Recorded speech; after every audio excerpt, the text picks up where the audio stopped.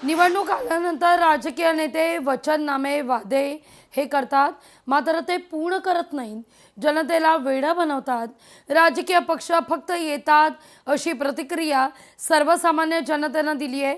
छत्रपती संभाजीनगरच्या जनतेला काय वाटतं याविषयी जनतेशी संवाद साधले आपले प्रतिनिधी सचिन बडे यांनी. निवडणूक आल्याच्या नंतर बरेच काही राजकीय पक्ष विविध प्रकारचे वचनं करतात, वचनं देतात, जाहीरनामे सादर करतात, वचननामे सादर करतात. तुमच्यासाठी हे करू ते करू म्हणतात. मात्र खरंच जनतेसाठी वचननामा पूर्ण होतो का, किंवा त्यांना जी वचनं दिली जातात ते निवडणुकीनंतर पूर्ण होतात का, हे थेट जनतेकडून जाणून घेऊयात. कोणीही पूर्ण करताना दिसत नाही. फक्त आश्वासनाची खैरात देतात आणि 4 वर्ष नाही तब्बल 5 वर्ष हे बंगल्यात बसून राहतात आणि तिथून कारभार हाकतात. आणि इलेक्शन आलं की एक 15 दिवस किंवा महिनाभर कसं त्यांना खेळवून ठेवता येईल आणि आपलं गुलाम करून ठेवता येईल एवढं, याच्या पलीकडे कुठलेही आश्वासन कुठलाही राजकीय पक्षाचा पुढारी किंवा पदाधिकारी करताना दिसत नाही.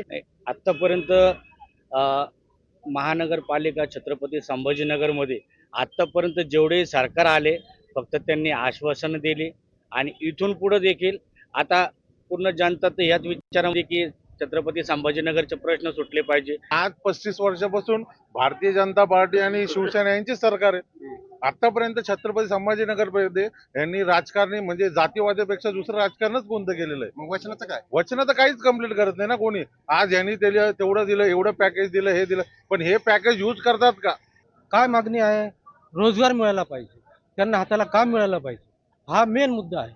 त्या विकासावर कोणी बोलत नाही. फक्त हिंदू मुस्लिम बस वरच्या लेवलवर ते चालू आहे. म्हणजे जनतेला येड्यात काढतात. हा, येड्यात काढण्याचं काम चालू आहे. सचिन बडे, लोकशाही मराठी, छत्रपती संभाजीनगर. लोकशाही मराठी ऐका, पहा, जागरूक रहा.